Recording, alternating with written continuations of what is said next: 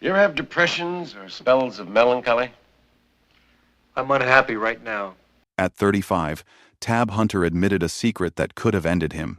Hollywood's golden boy, once marketed as the clean-cut dream of the 1,950 seconds, confessed he had been blackmailed over a forbidden romance with a male co-star. In a town where image meant survival, exposure could destroy careers overnight. For Hunter, the threat was not only public shame, but also the end of everything he had built. The heartthrob who graced magazines, who filled theaters, who sang chart-topping hits, now stood on a cliff's edge. But how did a shy California boy rise to such heights, only to be cornered by shadows? To understand, we must return to where his story began, far from the glitter of studio lights. Tab Hunter was not born Tab Hunter at all. He entered the world in 1931 as Arthur Andrew Kelm in New York City. His parents' marriage collapsed early, and his mother moved the family west, settling in California. The boy who would become Tab Hunter grew up in Los Angeles during the lean years of the Depression. His mother worked hard to provide, raising him and his brother with determination and strict Catholic values. The city around him was changing fast. Hollywood's golden age was in full swing. Movie palaces lined the boulevards. Neon lights flickered at night, and billboards promised glamour. On the radio, Bing Crosby crooned smooth ballads. Swing bands filled the dance halls. Fashion was sharp suits for men, and elegant dresses with padded shoulders for women. But beneath the bright surface, society was deeply conservative. The word homosexual was spoken only in whispers, usually with judgment attached. For a boy sensing different feelings inside, silence felt safer than truth. Arthur loved horses from the start. He spent hours at stables, cleaning stalls, feeding animals, and riding whenever he could. Horses became his escape from loneliness and a way to channel restless energy. By his teens, he was handsome and athletic, with sandy hair and an all-American look. Friends noticed his shy nature. He often seemed more comfortable in quiet observation than in boisterous crowds. The Second World War had left scars across the nation. But by the late 1940 seconds and early 1950 seconds, America was shifting into a booming, suburban dream. The Cold War era demanded conformity, respectability, and patriotism. Boys were expected to date girls, marry young, and raise families. Anything outside that mold was condemned. The climate was hostile, with police raids on gay bars and newspapers eager to print scandal. Amid that backdrop, Arthur searched for belonging. His striking appearance caught attention wherever he went. One day, fate placed him in the path of Hollywood's most notorious talent scout, Henry Wilson. Wilson had shaped other young men into movie idols. He saw raw potential in Arthur, who was barely out of his teens. But Arthur Kelm was too ordinary a name for stardom. Under Wilson's guidance, he became Tab Hunter, a name that sounded strong, sharp, and unforgettable. With a new name and a coach to mold him, Arthur stepped onto the path toward fame. He had no idea the glamour would come at a price, or that his most personal truths would soon collide with the studio system's need for control. Tab Hunter's first steps into Hollywood were awkward. He had almost no acting experience, and critics quickly noticed. But the camera loved him. His face, his physique, his innocence combined into a package the studios could sell. Henry Wilson knew that in the 1,950 seconds, image mattered more than training. Tab was marketed as the boy next door, wholesome yet magnetic, the kind of star mothers trusted and teenagers adored. He landed small parts at first. In 1950, he appeared in minor films, learning how to carry himself under lights. Then came a breakthrough. In 1955, he starred in Battle Cry, an adaptation of Leon Uris's novel about Marines during World War II. Tab played the young, idealistic Danny, and audiences fell in love. His lack of polish was no longer a weakness. It read as sincerity, and viewers felt they were seeing the real thing. The film was a hit, and suddenly Tab Hunter was a household name. Warner Brothers moved quickly to secure his career. They signed him, polished his public appearances, and fed gossip columnists stories about his dating life. He was linked to Natalie Wood and Debbie Reynolds, both rising stars themselves. Studio-arranged photo shoots showed them laughing at soda fountains or holding hands at premieres. In reality, these outings were staged to reinforce an image. Tab Hunter, the perfect American boyfriend. He did not just act. In 1957, his single Young Love soared to the top of the Billboard charts, knocking Elvis Presley from the #1 spot. Tab Hunter became a double threat, a movie star and a pop idol. Teenage girls screamed at his concerts, mailed him thousands of letters, and covered their bedroom walls with his pictures. Behind the applause, though, was constant tension. Studio contracts in the 1950 seconds came with morality clauses. Any hint of scandal could mean termination. For Tab, whose private feelings ran counter to the image sold in magazines, the pressure was suffocating. He smiled for cameras, posed with women, and gave charming interviews. Inside, he knew his truth was hidden. Still, the career momentum carried him forward.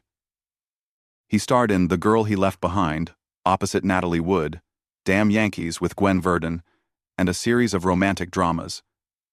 His name meant box office draw. Tab Hunter was no longer Arthur Kelm from New York. He was Hollywood's bright young star. Yet the higher he climbed, the more dangerous his secret became. The walls were closing in, and one wrong step could bring it all down. In the shadows of Hollywood, Tab Hunter lived another life. Fame had made him visible everywhere. Yet his truest self existed behind closed doors, at parties hosted by trusted insiders, or in the quiet of secluded homes. He found moments of freedom. These spaces were rare sanctuaries where actors, dancers, and writers who lived under the same threat could drop their masks. It was in such circles that Tab met men who understood the danger as well as the desire. One of the most significant was Anthony Perkins, the rising actor who would later star in Psycho. Their connection was electric. Both were young, handsome, and under the control of studios that demanded heterosexual appearances. Their romance unfolded in whispers, late-night drives, and secret visits. They could never stroll hand in hand down Hollywood Boulevard. Instead, they shared coded glances at industry gatherings and escaped into private rooms where the outside world could not reach. Perkins was deeply conflicted, sometimes pulling away, sometimes returning with urgency. Tab, more open in his heart, longed for stability. But the weight of secrecy was crushing. Friends later recalled that their relationship was passionate but haunted, a love story stifled by fear. There were others too. Fellow actors, dancers from musicals, even men behind the camera. Some encounters were brief, sparked by the loneliness of hotel rooms on location. Others lingered, but all carried the same risk. Hollywood gossip columnists were ruthless. A whisper could become a headline overnight. Studios paid detectives to monitor their stars, always watching for scandal. To navigate this, Tab maintained the image of a dutiful bachelor. Public dates with starlets continued.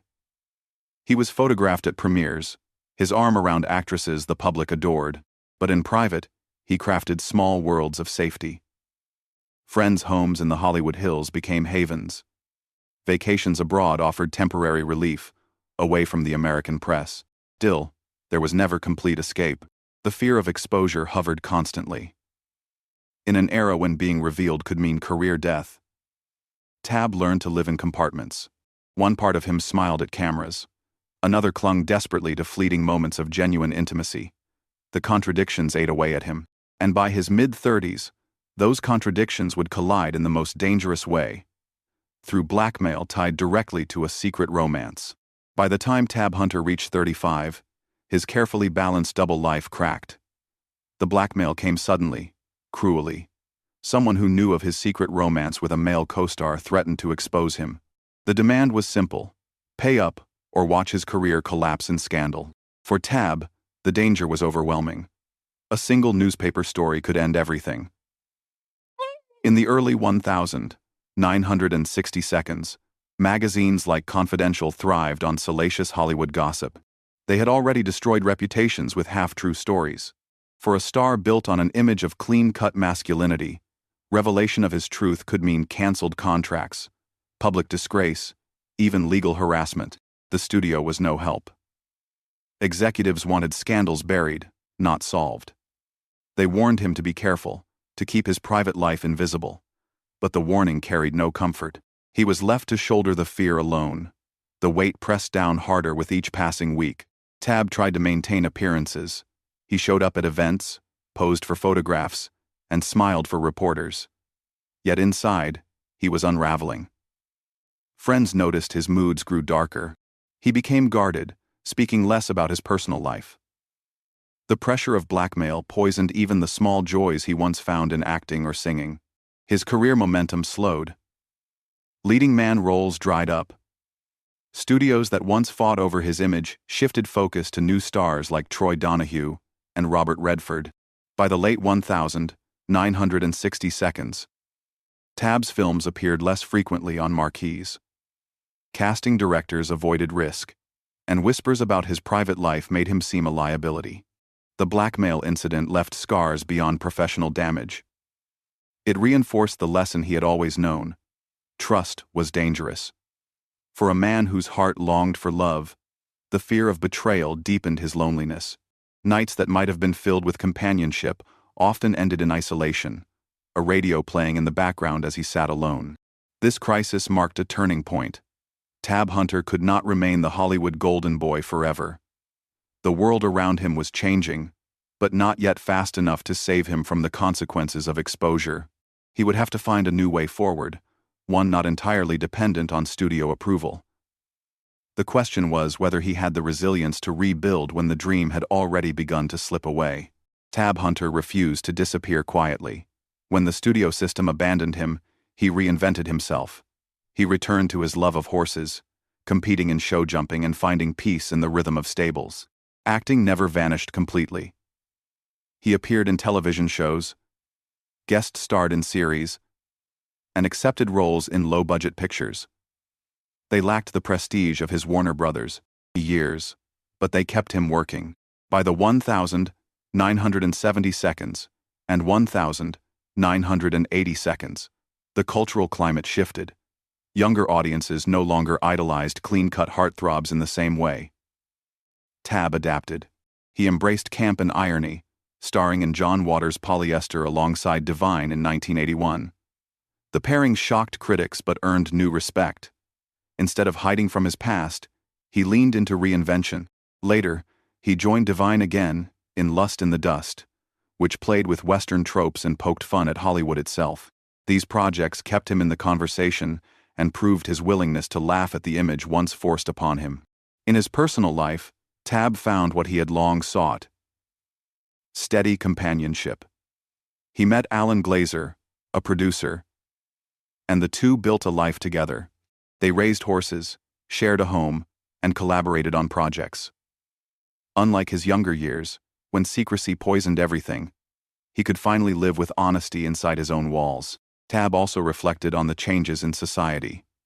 By the 1990s, conversations about sexuality grew more open. Younger generations questioned the rules that had once confined him. He watched other stars come out publicly, something he never felt free to do in his prime. In interviews, he spoke with grace, neither bitter nor boastful. He acknowledged the costs of silence, but also celebrated the resilience it gave him.